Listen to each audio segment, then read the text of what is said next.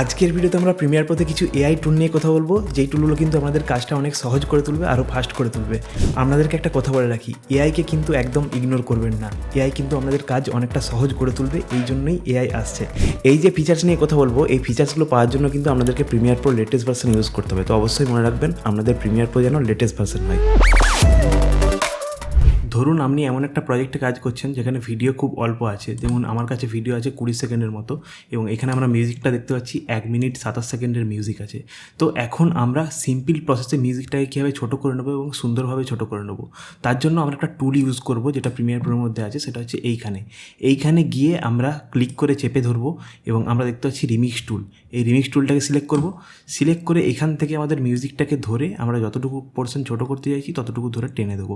ঠিক আছে, তো ধরুন আমি এতখানা ছোটো করবো, এখান পর্যন্ত ধরে আমি টেনে দিলাম।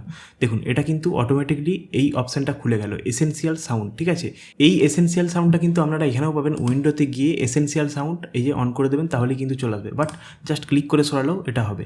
এরপর এটা কোনো সময় প্রবলেম করে, দেখুন এখন কিন্তু অ্যানালাইজিং হয়নি। ঠিক আছে, তো এটাকে অ্যানালাইজ করার জন্য আমি আরেকবার জাস্ট ধরে এইভাবে ধরে একটু সরাবো। ঠিক আছে, লাইক এতক্ষণ পর্যন্ত সরাবো। দেখুন এখানে কিন্তু ক্লিপ অ্যানালাইসিস, এখানেও অ্যানালাইসিস হচ্ছে। ঠিক আছে, আপনারা দেখতে পাচ্ছেন। ঠিক আছে, এই দেখুন এইখানে কিন্তু কাট পয়েন্ট ক্রিয়েট হয়েছে। এই যে দেখতে পাচ্ছেন, এই যে এই লাইনগুলো, এইগুলো হচ্ছে কাট হয়েছে, মানে মিউজিকটা এখানে কাট হয়েছে। এখানেও দেখুন 3টে লাইন আছে এরকম করে। তো এই জায়গাগুলোতে মিউজিকটা হচ্ছে কাট হয়েছে।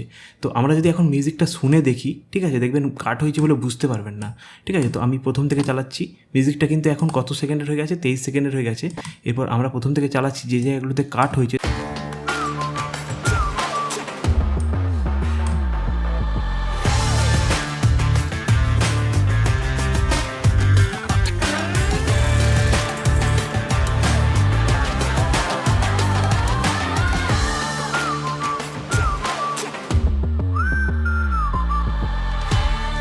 কোনো কিছু বুঝতে পারলেন না যে মিউজিকটা কোনখানে কাট হয়েছে, মানে বোঝা মুশকিল, এত সুন্দরভাবে এটা প্রসেস হয়েছে। ঠিক আছে, এরপর আমরা চাইলে এইটাকেও কাস্টমাইজ করে নিতে পারি, এই মিউজিকটাকে মানে এই কার্ডগুলোকেও কাস্টমাইজ করে নিতে পারি। তার জন্য আমরা এই যে কাস্টমাইজ এইখানে ক্লিক করব এবং মিউজিকটা অবশ্যই সিলেক্ট থাকতে হবে। দেন এখানে আমরা সেগমেন্টটা যদি কমাই, দেখুন আমি সেগমেন্টটা কমাচ্ছি, এখানেও দেখুন কার্ডটা কিন্তু চেঞ্জ হয়ে গেল, মানে কার্ডটা কিন্তু কম হলো। মানে আমরা যদি সেগমেন্ট কমাই তাহলে কার্ডটা কম হবে, সেগমেন্ট বাড়ালে কার্ডটা বেশি হবে। দেখুন কার্ডগুলো কিন্তু বেশি হচ্ছে। ঠিক আছে, বুঝতে পারছেন আপনারা। সেম প্রসেসে ভেরিয়েশনটা যদি আমরা কমাই, দেখুন ভেরিয়েশনটা কিন্তু চেঞ্জ হয়ে কার্ডটাও কিন্তু চেঞ্জ হলো। ঠিক আছে, এবং এইভাবে ভেরিয়েশনটা বাড়ালে এইভাবে কিন্তু চেঞ্জ হলো। তো আপনারা শুনে বুঝতে পারবেন। তো আমি ডিফল্ট হিসেবেই রাখি, আমার ডিফল্টটাই বেশি ভালো লাগে। মানে যখন কিছু কাস্টমাইজ করতে যাবেন, জাস্ট এখানে কমাবেন বাড়াবেন, দিয়ে শুনে একবার দেখবেন, ঠিকঠাক হয়ে গেলে কোনো চাপ নেই। তো আমি ডিফল্ট হিসেবেই রাখি। ঠিক আছে আপাতত। সো এই যে মিউজিকটা আমি ইউজ করছি, আমি একটা মানে ওয়েবসাইট ইউজ করি, আমার খুব ফেভারিট ওয়েবসাইট, আমি আপনাদের সঙ্গে আজকে পরিচয় করাবো। ভিডিও এডিটিংয়ে মিউজিক কিন্তু একটা বিশেষ ভূমিকা পালন করে। তো আমি আমার মিউজিক সিলেকশন কোথা থেকে করি, আমি এত সুন্দর মিউজিক সিলেকশন করতে পারি, আপনারা অনেকেই কমেন্ট করেন। তো কোনখান থেকে কোন ওয়েবসাইট আমি ইউজ করি মিউজিক সিলেকশন করার জন্য, তো চলুন দেখে নেওয়া যাক। সেটা হচ্ছে এই ওয়েবসাইটটা artlist.io। এই ওয়েবসাইটটা আমি মিউজিক সিলেকশনের জন্য ইউজ করি। খুবই সুন্দর একটা ওয়েবসাইট। আমি যত ওয়েডিং, প্রি ওয়েডিং বা আমার যত ধরনের কাজ হয়, প্রত্যেকটা ধরনের কাজে আমি মিউজিকগুলো, এদের মিউজিক লাইব্রেরিটা ইউজ করে থাকি। এখানে সবথেকে সুন্দর সুবিধা কি, এখানে মোড আছে। ঠিক আছে, এখান থেকে আপনি মোড চুজ করতে পারবেন। এখানে ভিডিও থিম আছে, মানে কী ধরনের ভিডিওটা হবে। ঠিক আছে, ধরুন business, blog, commercial, weddings, documentary, সেই ধরনের মিউজিক আপনি পাবেন। রোড ট্রিপ, মানে জাস্ট সিলেক্ট করবেন। ধরুন আমি ওয়েডিংয়ে ক্লিক করলাম। ঠিক আছে, তো ওয়েডিং রিলেটেড মিউজিকগুলো কিন্তু এখানে চলে এলো। ঠিক আছে, বাকি এখানে আপনি যেই ধরনের কাজ করবেন সেই ধরনের কিন্তু মিউজিক চলে আসবে। ঠিক আছে, তারপর আছে ইনস্ট্রুমেন্ট, কী ধরনের ইনস্ট্রুমেন্ট চাইছেন। ঠিক আছে, ইলেকট্রিক নাকি এথনিকের সাউন্ড আমার খুব ভালো লাগে। ঠিক আছে, তো এখান থেকে আপনি জাস্ট, আর এখানে একটা সবথেকে বড় সুবিধা, সেটা হচ্ছে আমি এখান থেকে ভোকাল বা ইনস্ট্রুমেন্ট চুজ করে দিতে পারি। মানে আমি ভোকাল নেব নাকি ইনস্ট্রুমেন্টাল নেব, নাকি ফিমেল ভোকাল নেব নাকি মেল ভোকাল নেব, সমস্ত কিছু আমরা চেঞ্জ করতে পারি। ধরুন আমার শুধুমাত্র ইনস্ট্রুমেন্টাল দরকার, তখন আমি ইনস্ট্রুমেন্টালে ক্লিক করলাম, তাহলে শুধুমাত্র এখন যে মিউজিকগুলো আসবে শুধুমাত্র সেই মিউজিকগুলো ইনস্ট্রুমেন্টালই হবে। দেখুন আমি প্লে করছি।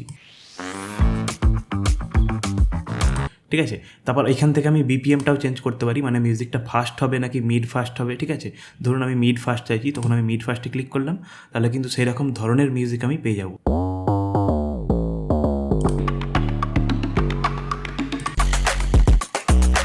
তারপর এখান থেকে আমি ডিউরেশন চুজ করে দিতে পারি। ধরুন এখান থেকে ডিউরেশন আমি ক্লিক করলাম এবং ধরুন আমি 30 থেকে 50 সেকেন্ডের মধ্যে চাইছি, বা এখান থেকে আমি ধরে এইভাবে কমাতে পারি ডিউরেশন। ধরুন আমি 1 মিনিটের 1.5 মিনিটের মতো চাইছি, ঠিক আছে। তখন আমি এখানে সিলেক্ট করে দিলাম। এরপর যেই মিউজিকগুলো আসবে সমস্ত কিন্তু দেখুন এটা 48 সেকেন্ড, এটা 1 মিনিট 24 সেকেন্ড, সেই ধরনের মিউজিক কিন্তু আমি পাচ্ছি। আমার ইন্ট্রোতে যে মিউজিকটা ছিল সেই মিউজিকটা হচ্ছে এটা, দেখুন শুনে দেখুন কত সুন্দর মিউজিকটা।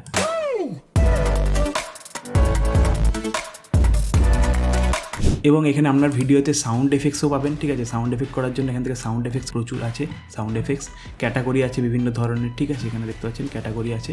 এখানে ফুটেজ পাবেন, ঠিক আছে, মানে ভিডিওর জন্য কোনো ফুটেজ এক্সট্রা ফুটেজ দরকার হলে এখান থেকে ফুটেজ পাবেন। তারপর আছে টেমলেটস আছে, দেখতে পাচ্ছেন এখানে প্রচুর টেমলেটস আছে, এখান থেকে টেমলেটসও আপনি পাবেন, ঠিক আছে। তো এই ওয়েবসাইটটা আমার খুবই একটা ফেভারিট ওয়েবসাইট। আপনারা চাইলে এই ওয়েবসাইটটা ভিজিট করে আসুন, আমি লিঙ্ক ডিসক্রিপশানে দিয়ে রেখেছি। আমাকে প্রচুর পরিমাণে হেল্প করে এই ওয়েবসাইটটা মিউজিক সিলেকশনের জন্য, এবং এখানে প্রচুর ভালো ভালো মিউজিক পাওয়া যায়। আমি সমস্ত রকমের কাজে ইউজ করতে পারি।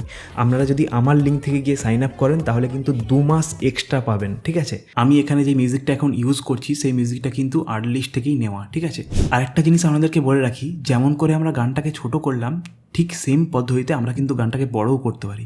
ধরুন আমি গানটাকে বড় করে নিই এবারে, ঠিক আছে। তো টানছি, একদম টানছি। গানটা কিন্তু 1 মিনিট 27 সেকেন্ডের ছিল, সেটাকে আমরা 3 মিনিটের করে ফেললাম। এই দেখুন 3 মিনিট হয়ে গেছে গানটা। এবং এই জায়গাগুলোতে কার লেগেছে, আমরা যদি গানটা এখন শুনি কোনো বুঝতে পারবেন না কিছু। আমি লেভেলটা একটু কমাই, সাউন্ডটা অনেকটা বেশি হয়ে গেছে। হ্যাঁ,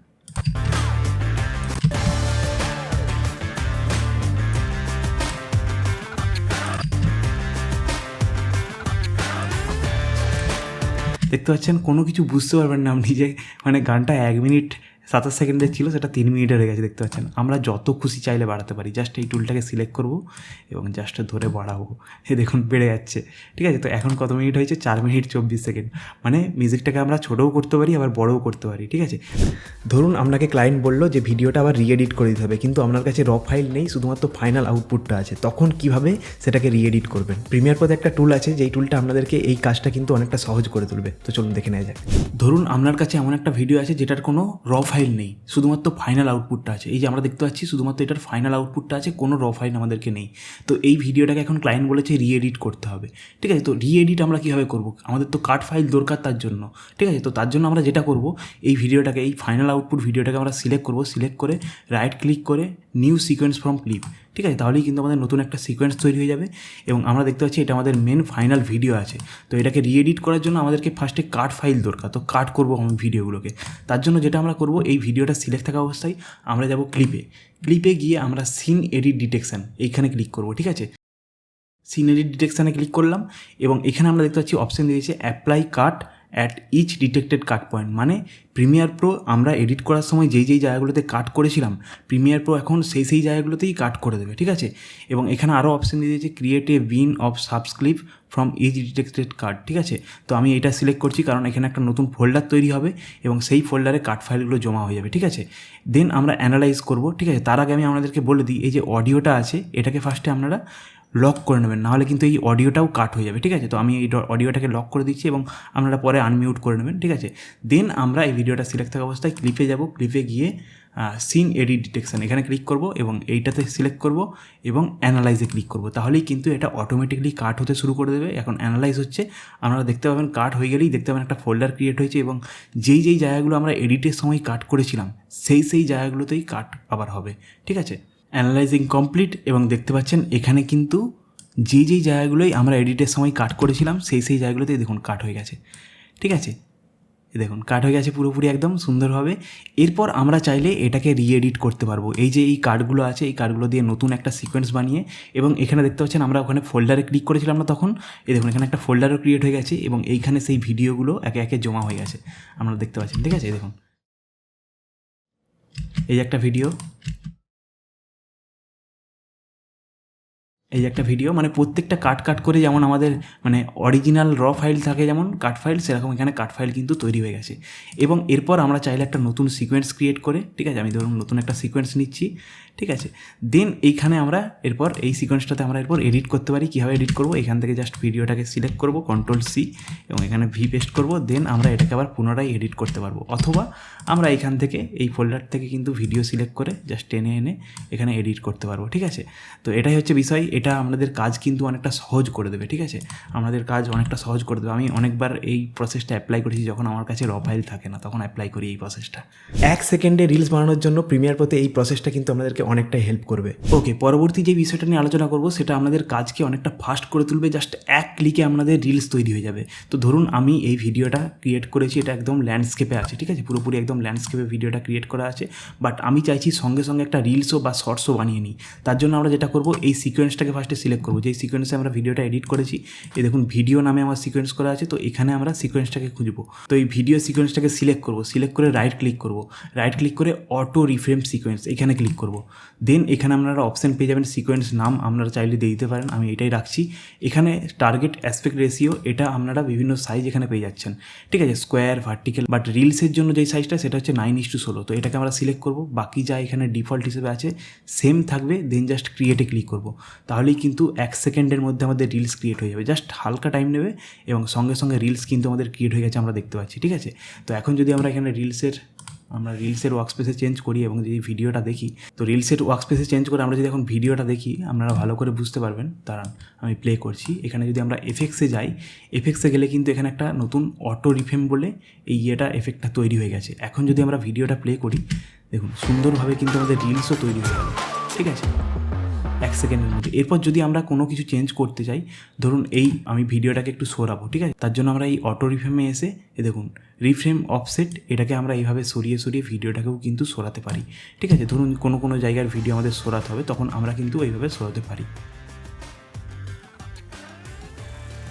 বাট সরানোর কোনো প্রয়োজন নেই, সবই ঠিকঠাক আছে।